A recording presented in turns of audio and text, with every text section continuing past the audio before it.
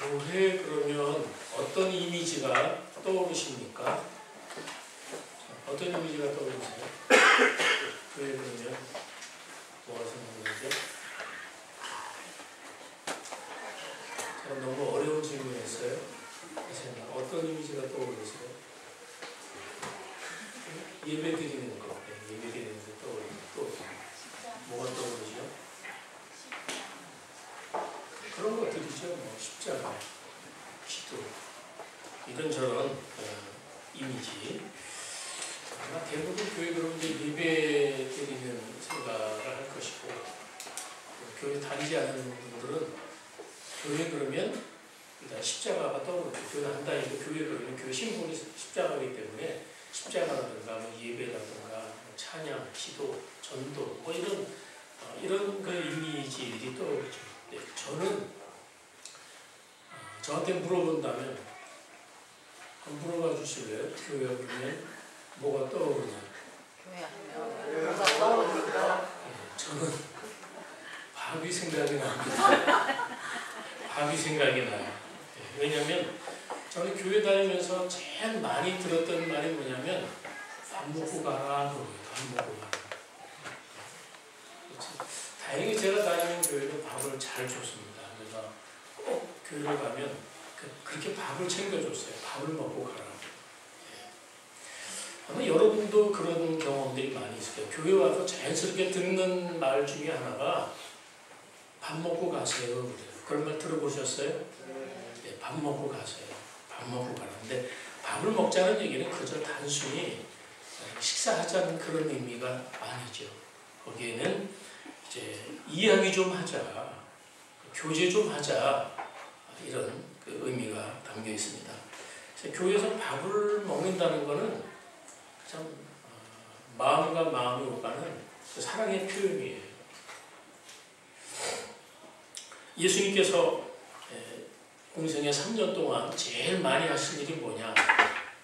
설교를 제일 많이 하셨을까요? 물론 설교 많이 하셨죠. 병자를 많이 고치셨죠. 기적을 많이 일으키셨죠. 근데 가만히 보면 제일 많이 하신 게 뭐냐? 밥 먹으신 일이에요. 예수님 제자들하고 3년 동안 계속 밥을 먹고 또 어떤 중요한 일이 있을 때마다 꼭 그 자리는 어떤 자리냐면 밥을 먹는 자리였어요. 밥을 먹는 자리. 오죽했으면 바리새인들이 예수님을 비난할 때 비난이 뭔지 아세요? 저 사람 먹기를 탐한다고 그랬어요. 먹기를 탐한다는 거예요. 원래 비판하려고 하는 자들은 뭘 봐도 비판거리가 되는 거예요. 그죠? 마음에 사랑스러운 눈으로 보는 사람은 뭐라 그럴까요? 어쩜 그렇게 먹성이 좋으냐고, 이렇게 맛있게 먹느냐고 이렇게 볼 수가 있는 것 아니겠습니까? 자, 예수님은 3년 동안 이 지상생에 계시면서 밥상을 나누면서 공동체를 일궈 가셨어요. 예수님께서 이 땅에 계실 때 지상 최대의 밥상을 한번 차리셨습니다. 그게 뭔지 아세요? 오병이어의 식탁이에요. 넓은 들판에 5,000명이 앉았어요. 뭐 그것도 남자만이 되니까 더 많은 숫자죠. 한 2만 명이 들판에 앉아갖고 보리떡 5개하고 생선 2마리를 가지고 5,000명을 먹으시고 한번 상상해보세요. 얼마나 장관이겠습니까? 5,000명이 한 자리에 앉아 식사를 한다. 그런 일 쉽지 않은 일이에요. 예수님 생애 때 5,000명 아니 2만 명이 한 자리에 앉아서 식사하는 그 자리를 한번 생각해 보세요. 얼마나 장관이겠습니까? 그렇습니다. 예수님은 우리에게 밥상을 차려주셨습니다. 주님은 그 밥상에서 뭐라고 말하고 우리의 밥이 되시고 음료가 되십니다. 예수님은 자신 밝혀 나는 생명의 떡이다 이렇게 말씀하셨어요. 예수님은 뭔가 일을 진행하실 때 어떤 무슨 이벤트를 하신 게 아니에요. 다만 같이 식사를 하셨어요. 밥상에서 이제 함께 음식을 먹으면서 주님의 음성을 들을 수가 있었습니다. 그리고 귀 있는 자는 들었습니다. 귀 있는 자는 구원을 받았다는 얘기예요. 그러니까 좀 더 가정하면 이 밥상에서 믿음이 나는 거예요. 한번 따라서 밥상에서 믿음이 납니다. 그런 의미에서 교회는 밥상 공동체예요. 밥상 공동체. 그래서 교회는 영의 양식인 하나님의 말씀을 먹고 그 다음에 그걸 끝나지 않아요. 그 다음에 어떻게 일용할 양식인 밥을 함께 나누는 곳이 교회입니다. 그래서 교인들은 여러분은 일주일에 대부분 한 번 만나잖아요. 대부분의 성도들이 일주일에 한 번 만나서 함께 말씀을 듣고 함께 밥을 먹습니다. 근데 함께 밥을 먹은 교인들은 그 횟수가 많아질수록 친근해지고 가까워지는 거예요. 밥이라는 게 그래요. 밥이라는 게 친하지 않은 사람하고 먹자. 길 가던 사람하고 밥 한 번 먹읍시다. 그렇게 안 하잖아요. 친할 때 우리가 함께 밥을 이제 먹는 거죠. 함께 식사하면서 정이 들고 공동체성을 느끼게 되는 거예요. 이 식구라는 말이요. 한문을 보면 밥 식자에다가 뭐예요? 네, 먹을 식자. 먹을 식자에다가 입구자예요. 입구자. 그래서 밥을 같이 먹어야 식구가 되는 거예요. 한솥밥 식구가 되는 것이죠. 직분하고 상관없어요. 신분하고 상관이 없어요. 함께 와서 영의 양식인 식탁을 함께 먹고 육의 양식인 식탁을 함께 나누면서 교제를 이루어가요. 바로 그것을 성경은 코이노니아라고 해요. 코이노니아가 대단한 게 아니에요. 코이노니아는 함께 하나님의 말씀 먹고 함께 식탁을 함께 하면 바로 그곳에서 하나님의 코이노니아가 이루어지는 것입니다. 그래서 저는 밥을 나누는 공동체는 아름답다고 생각을 해요. 초대교회가 그랬어요. 초대교회는 지금처럼 모이기가 쉽지 않아요. 그래서 수시로 모였어요. 수시로 모이는데 초대교회는 모일 때마다 항상 꼭 밥을 먹었어요. 고린도 교회도 그랬습니다. 오늘 소개하려고 하는 고린도 교회도 이 밥을 먹었고 이 밥을 먹는 문제가 생겨갖고 사도 바울로부터 책망을 받게 된 것이죠. 자, 근데 그 당시 식사는 그래요. 그 당시 식사는 주로 저녁 시간에 이제 모이게 되는데요. 저녁 시간에 모여서 이제 식탁을 나누는데 그 식사는 뭐냐면 오늘날 우리가 생각하는 성찬식이에요. 왜냐하면 그들은 식사를 굉장히 특별한 의미를 가졌어요. 왜냐하면 그 식사는 어떤 식사냐면 주님께서 제자들과 함께 가졌던 최후의 만찬, 그 식사를 기념한, 그들은 모일 때마다 그 주님의 만찬을 기억하면서 모일 때마다 그 식사를 하는 거예요. 자, 우리가 오늘 어떤 예식 속에서 하는 어떤 몇 달에 한 번씩 하는 또는 한 달에 한 번씩 하는 어떤 순서에서 진행하는 그런 성찬식이 아니에요. 초대교회가 가졌던, 고린도 교회가 가졌던 이 식사는 성찬식을 겸한 이제 그런 의식을 겸한 이제 그런 식사의 모습이어도 성찬식이라고 말할 수 있습니다. 그런데 그 고린도 교인들이 행했던 그 성찬 밥상에 대해서 사도 바울이 책망을 하는 거예요. 자, 우리 오늘 본문 읽었지만요. 22절 쭉 가서 한번 뒤에 가서 22절부터 한번 보겠습니다. 22절만 봅시다. 한번 읽겠습니다. 같이 시작. 너희가 먹고 마실 지혜없느냐? 너희가 하나님의 교회를 업신여기고 빈궁한 자들을 부끄럽게 하느냐? 내가 너희에게 무슨 말을 하랴? 너희를 칭찬하랴? 이것으로 칭찬하지 않노라. 자, 이 먹는 문제 때문에 이 성찬으로 인해서 교회를 업신여겼다는 거예요. 빈궁한 자들을 부끄럽게 했다는 거죠. 자, 이 말씀의 이해를 위해서 전체를 다 이해를 해야 되는데요. 앞으로 가서 봅시다. 20절, 21절 함께 보겠습니다. 20절, 21절. 왜 그러면 그 성찬의 문제가, 먹는 문제가 책망을 받아야 되는 문제가 됐는지 한번 보세요.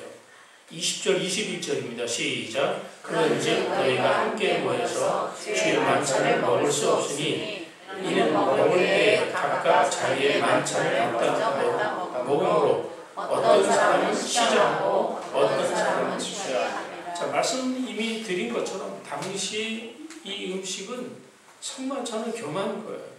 그래서 음식을 나눠 먹는데 그 음식을 누가 가지고 왔냐면 주로 부자들이 갖고 왔어요. 그런데 이 모일 때 어떤 일이 생겨났냐면 부자들은 일찍 교회에 옵니다. 왜? 시간이 많으니까. 왜냐하면 그 당시 노예가 있고 노동이나 이런 것들은 가난한 사람들이에요. 없는 사람들. 그러나 부유한 사람들은 여유가 있으니까 교회 일찌감치 집에서 음식을 준비해갖고 교회로 오는 거예요.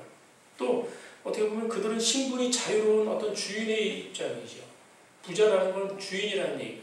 그래서 그들은 신분적으로 부자였기 때문에 교회 일찍 와서 배부르게 식사를 먼저 해버린 거예요. 그러다 어떤 부류의 사람이 또 교회에 있습니까?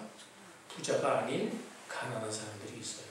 주인이 아닌, 주인의 반대가 뭐예요? 당신 종이거든요. 교회는 그런 구성원들로 이루어졌어요. 그래서 종들은 하루 종일 일을 해야 돼요. 밖에 나가서 하루 종일 일하다가 일을 마치고 굶주린 배를 가지고 교회로 찾아오는 거예요.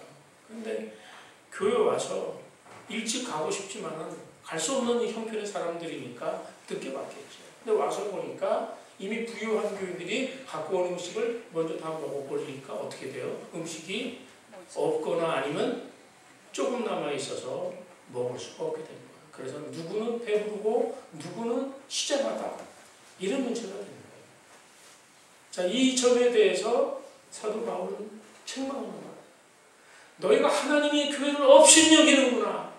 부끄러운 자들을, 빈궁한 자들을 부끄럽게 여기는구나 하면서 아주 엄청난 책망을 하는 거예요.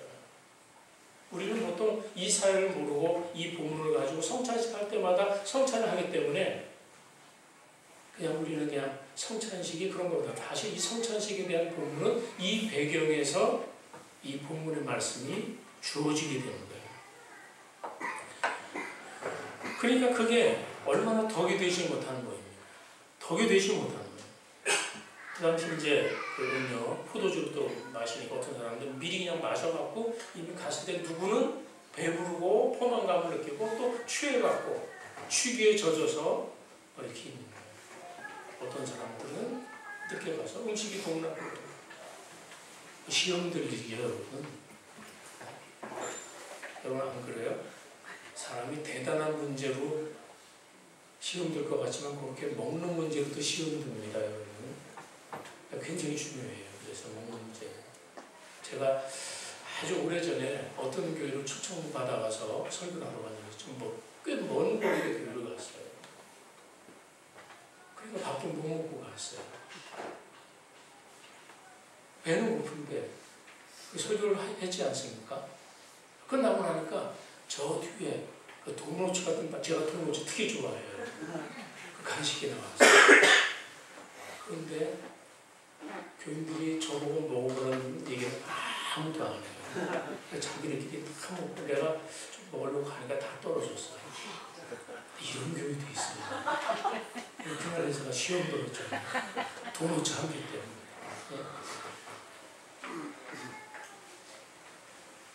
오늘 본문의 배경이 바로 그런 거예요.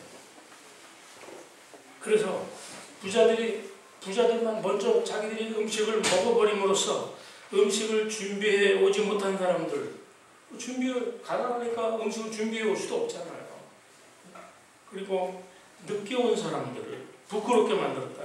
자, 이런 것들이 사람들의 마음을 무너뜨리는 거예요. 그러지 않으면 교회는 파당이 많은 교회, 이런 파 저런 파 있었는데 거기다가 이 빈부격차로 인한, 오늘도 우리 사회가 이 양극화 현상이 무섭지 않습니까? 교회도 양극화예요. 큰 교회는 엄청나게 크고 작은 교회는 너무 작고, 큰 교회는 너무 부자고 작은 교회는 너무 가난해요. 목회자는 생활비를 줄 수가 없어요. 교회가 너무 가난하니까. 근데 그런 교회가 너무 많은 거예요. 바로 그 모습이 오늘 이 고린도 교회의 모습이라는 거예요. 오늘 우리가 이게 다른 이야기가 아니라 우리가 살아가는, 현대를 살아가는 오늘 우리의 이야기고 고린도 교회의 이야기고, 이 이야기를 통해서 주님이 오늘 저와 여러분에게 하고 싶은 말씀이 있는 것입니다. 결국은 이 교회 공동체가 관계가 깨지기 시작합니다. 나눠지는 일이 생깁니다. 부유한 사람과 가난한 사람들 사이에 분파가 생겨요. 그것이 곧 주님이 제정하셨던 성찬의 의미를 무시하는 것이고 그리스도의 피로 세워진 이 교회를 업신여기는 것이다. 빈궁한 자들을 부끄럽게 한 것인가 이렇게 바울은 책망을 하고 있는 것이죠. 17절에서 사도 바울은 그런 모임을 해로운 모임이라고 규정하고 있어요.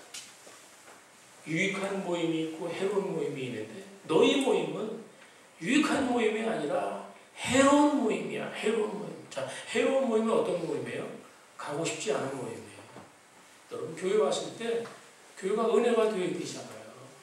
또 가고 싶어야 되잖아요. 가면 존중을 받고 섬김을 받고 은혜가 있고 그런 모임은 자꾸 가고 싶어요. 그런데 해로운 모임이 되어보십시오. 예를 들면 교회 가는데 차별이 있어요. 부자와 가난하자 차별이 있어요. 그런 모임에 가고 싶지 않을 거예요. 끼리끼리 모이는 교회 가고 싶지 않아요. 분파가 있는 교회 가고 싶지 않아요. 분열을 조장하는 교회 가고 싶지 않아요. 오늘날 교회가 분열이 얼마나 많이 일어나는 거예요. 그런 분열이 있는 교회들. 그건 해로운 모임이라는 거예요. 또 하나의 해로운 모임은 나눔과 배려가 없는 모임이에요. 그러니까 부자들이 좋은 것 가지고 가난한 사람 기다리지 않았어요. 기다리지 않는 게 뭐예요? 배려하지 않는 거예요. 올 때까지 기다려주면 되는데 기다려주지 않고 그저 자기들만 배를 위해서 먹어버리는 것. 그 배려가 없는 모임은 가고 싶지 않아요. 나를 위한 배려가 있고 기다림이 있고 존중이 있고 이런 모임이 유익한 모임. 교회 모임도 가고 싶은 유익한 모임이 될 수 있고